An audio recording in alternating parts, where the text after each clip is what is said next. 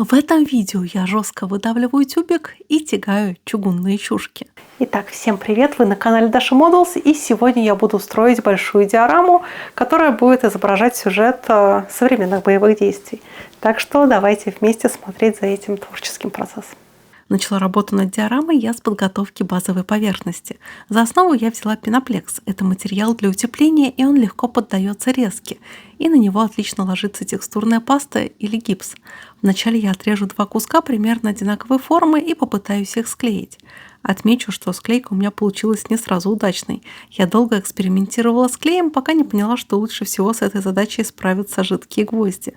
Создавать диораму намного сложнее, чем просто поставить на подставку пару моделей и присыпать все травкой.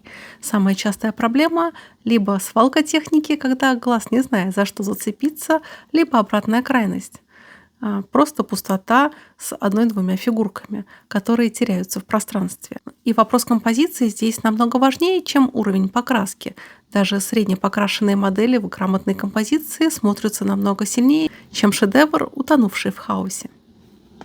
И вот посмотрите, я заказала эту модель на одном известном маркетплейсе. И мало того, что набор ко мне пришел через месяц, так еще вот в таком вот безобразном виде. Коробка была обломлена практически посередине, точнее не обломлена, а надломлена.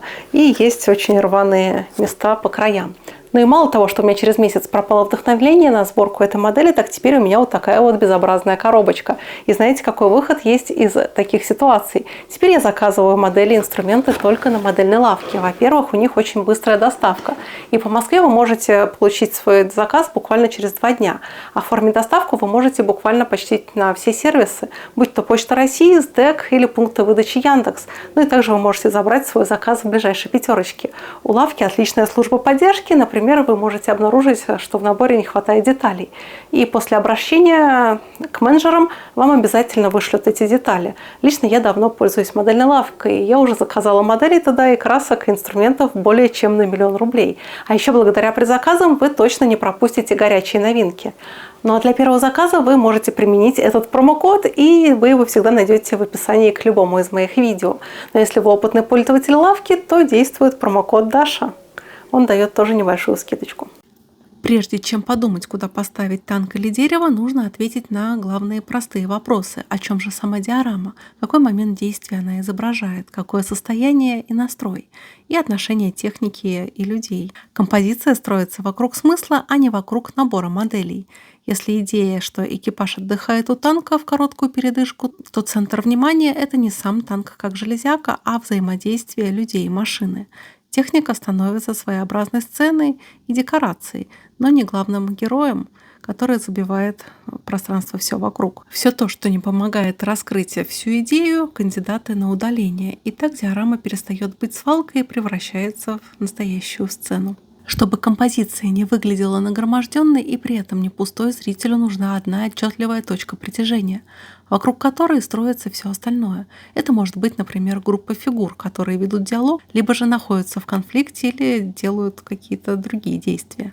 Также это может быть конкретный участок техники, люк, повреждение, либо ремонт. Или яркий объект среды. Может быть, это вывеска, дверь или край моста, на котором и происходит действие. Техника не должна занимать всю подставку от борта до борта. Лучше, если основной объект будет немного смещен.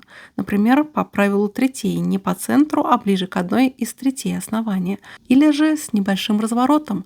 Легкая диагональ вместо параллелей к краям основания будет смотреться намного интересней.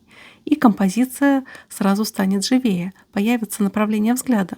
Центр внимания не обязательно это самый крупный объект, он должен быть самым выразительным. Например, это могут быть фигуры или же контраст цвета, освещение или же какая-то мелкая деталь. Чтобы не было ощущения нагромождения, диораме нужен воздух. Свободные участки. Но воздух не означает скучную пустоту. Пустое место тоже может работать, если оно подчеркивает одиночество или напряжение сцены, или же создает направление. Или это может быть дорога, либо же пустая площадь. И все это дает глазу передышку между насыщенными зонами. Представьте подставку как прямоугольник с несколькими зонами плотности. Одна зона максимальной насыщенности, там будет происходить главный сюжет. Далее необходима переходная зона. Это зона с умеренным количеством деталей. И также спокойная зона. Это может быть фактура земли, снега, воды, без шума, без объектов. Хитрость в том, что даже пустые участки можно оживить текстурой, например, неровным грунтом, следами от гусениц, сломанными веточками, мелким мусором, какими-то выбоинами. И это не забивает композицию, но делает ее богаче. Диорама перестает быть дырявой, но не превращается в склад.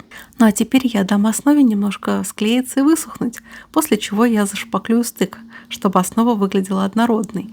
После высыхания я покрасила борта, основания в примерно земляной цвет и заклеила малярным скотчем, чтобы не испачкать основу во время дальнейших работ над диорамой.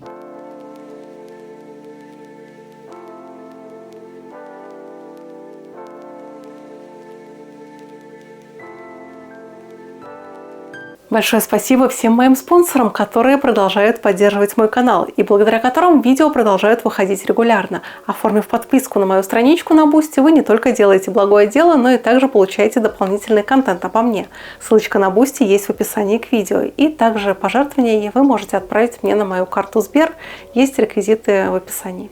Ну а дальше при помощи остатков отрезки основы я сформирую базовый рельеф диорамы. Я буду изображать дорогу, и она должна быть на легком возвышении. И также я сформирую небольшой пригорок. Элементы рельефа я тоже приклеиваю на жидкие гвозди. Самый простой способ избавиться от статичности и нагромождения – это создать диагональ. Когда все объекты стоят параллельно краю подставки, композиция становится плоской и довольно скучной. Но если техника, дорога, забор или линии домов идут по углам, то взгляд зрителя идет по этой линии, и сцена кажется намного глубже. Даже если на диораме один танк или же одна фигура, то все равно она начинает играть активнее.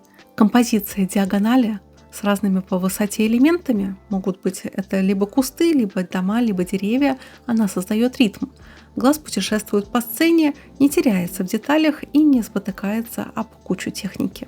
Даже на маленькой подставке можно составить композицию, работать по законам большой живописи. Например, создать передний план. Это то, что ближе всего к зрителю. Это может быть край дороги, травы или же маленькая деталь, какой-нибудь ящик, кусок забора. И это создает ощущение глубины. Далее создадим средний план. Главный сюжет. Тут могут быть техника, фигуры или какие-то ключевые элементы. Ну и задний план – это фон. Это могут быть либо дома, либо деревья, стены, дым, руины, силуэт холма. Ну а далее я выровняла поверхность с помощью текстурной пасты. После ее отвердевания я покрою основу в темно-земляной цвет. Но основной сюжет у меня по традиции будет протекать в Северном Причерноморье, где земля, как правило, достаточно темная. Дальше из водопроводного льна я изображу пожухлую прошлогоднюю травку. Нарезаю ее на кусочки нужной длины и приклеиваю на клей ПВА. Если техника занимает все пространство, переднего и заднего плана просто не остается и получается тот самый комок. Решение – уменьшить количество крупных объектов или добавить фоновые.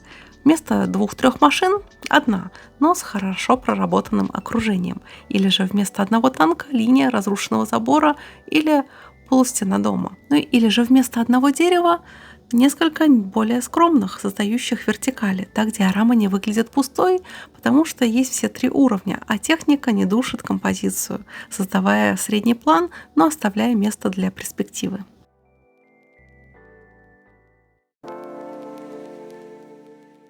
Ну а тут очень интересный момент. Я буду создавать маскировочную сеть. Для ее основы я взяла часть от губки для душа в виде сетки и нанесла на нее аэрозольный клей и далее посыпала измельченной поролоновой губкой. А ее я приобрела уже готовой, но светло-зеленого оттенка. За кадром небольшие порции этой крошки я окрасила в камуфляжные цвета, просто перемешав с каплей акриловой краски. После высыхания я соединила это в одной емкости, все эти разноцветные крошки, и как раз и их я и наношу на сеть.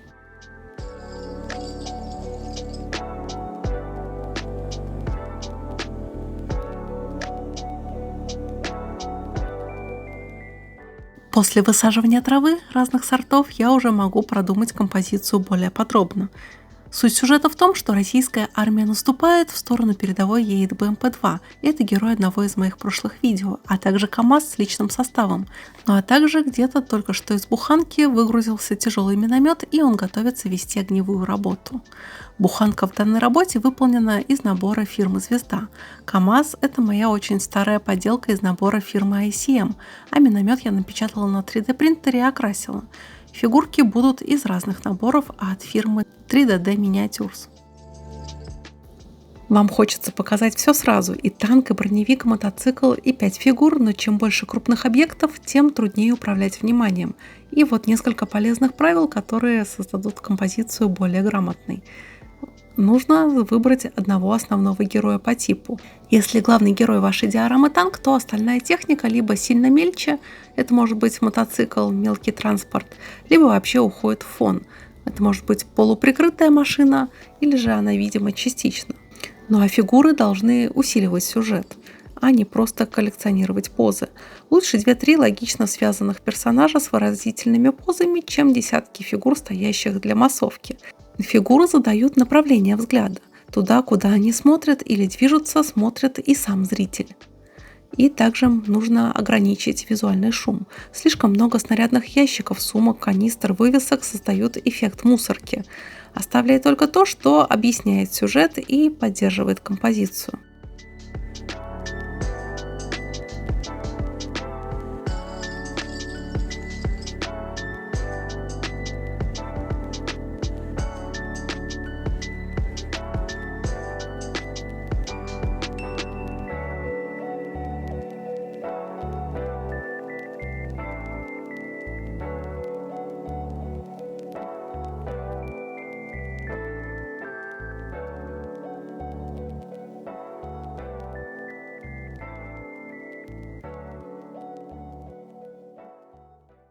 Растительность на моей работе будет представлена кустиками моей постройки, а также дерево, изготовленное Юлией Касс. Для антуража я добавлю пожухлую прошлогоднюю травку и закреплю ее на клей ПВА, а также приклею потерянное колесо. Я очень хочу порекомендовать мой телеграм-канал, а также мою группу ВК. В телеграме очень удобно принимать оповещения о моих новых видео, а также узнавать об анонсах моих построек, моделей. Моя группа ВК – одна из самых крупнейших про моделизм на платформе. Там разгораются яркие дискуссии о моделизме, подписчики делятся своими работами и вдохновляются чужими. Так что все ссылочки на телеграм и на группу ВК есть в описании к видео. Композиция – это не только про то, кто где стоит, а также как выглядит все это вместе рядом. Чтобы диорама не была визуальной кашей, цвета и тона тоже нужно упорядочить. Фон можно сделать спокойней, а героя намного контрастней. Если техника и земля одного цвета, то модели могут теряться. Фон и окружение нужно сделать чуть более приглушенным, а главный герой намного контрастнее или светлее, или темнее. Цветовые акценты тоже важны. И их нужно сделать немножко и только в нужных местах. 1-2 ярких пятна, например, красный флаг, или же синяя дверь, или яркая ткань, или вывеска. На фоне спокойной палитры будут притягивать взгляд, и они могут заменить собой другие лишние предметы. И сцена будет казаться намного насыщенней, хотя объектов совсем и немного. В кузове КАМАЗа будут находиться ящики со снарядами от Кровн. Это 3D-печатные детали, я их окрашу в зеленый цвет и расположу в кузове КАМАЗа, чтобы на них было удобнее сидеть экипажу.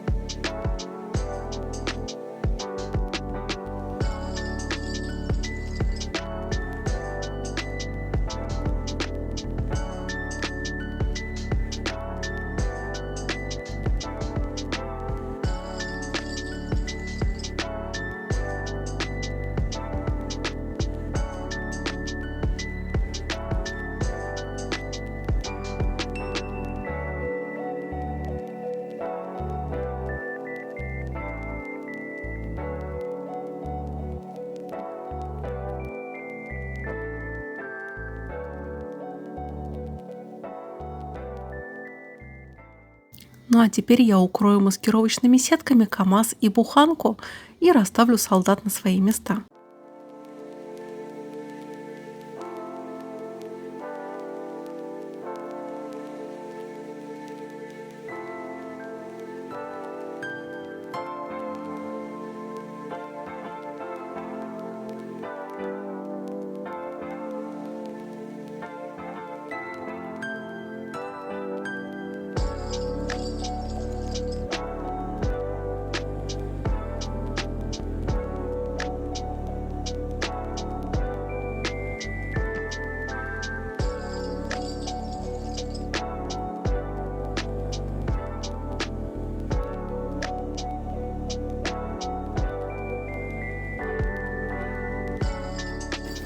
И вот такая диорама у меня получилась. И на самом деле это, наверное, самый большой формат, который я когда-либо строила. Раньше я как-то умещалась в формате А3, а здесь уже что-то посерьезнее и покрупнее. Ну и масштаб техники тут меньший размер и не предполагает. Так что, надеюсь, вам интересно было следить за процессом постройки этой модели. Какой модели? Мы к бою готовы, дорога до дома покажется долгой. Сколько окопов протоптано, небо глядит не по-доброму. Небо тешит, сука, дронами, небо разорвано. Мама, я мертвый внутри, мама, ведь я штурмовик. Мама, ты только пиши, мама, из плена не жди. Не сдамся ни разу, так батя учил. Ты родненький сын, вырос большим, вырос машиной войны. Как завещали деды, павшие храброго имя и славу страны. Руки не чувствуют пульс, я обещаю вернуть. Снова увидеться, я выбираю свой путь. Хоть понимаю, не факт, что он жизненный. Тысячи судеб связаны крепко, каждый, кто рядом. Братское сердце, жарко бывает, как будто на верте. Всех вас задели, но вы нам поверьте. Как бы то ни было, мы за победой. Кем бы то ни был, мы все чьи-то дети. Если снагада вернуться не светит, найдутся герои, запавших ответить. А я мечтаю только об одном: вернуться в старый милый отчий дом. Вернуться, кем ушел, увидеть мать с отцом, избавить от тоски уставшую жену, прижать к себе детей и как-нибудь уснуть. И там во сне увидеть братьев, да с улыбкой на лице. Увидеть, с кем мы шли на свое первое МБЗ. Но нет, и сколько нас таких, по именам не перечесть. Кто свято верит и для кого имеет вес те самые три слова: долг, родина, честь. Небо заплачет дождями на взрыв. Не подожди, сука, как хочется жить. Скольких уже пережил, скольких переживу. Дома меня уже ждут, я буду стараться не под это плаху. Убейте их всех нахуй, убейте их всех. Страха-то нету на тысячи ярдов. Взгляды бросают в атаке солдат. Ты знаешь, как много мы видели, вряд ли с радостью стер бы всю память, но память о брате мне не дает, увы, этого права. Помнить обязан, забыть невозможно. Не понарошку, будь осторожен. Звезды меняли закатами, небо заплакало градами. Небо меня не оплакивай, верю, победа за нами, правда за нашими братьями. Лучшие в аду, русские.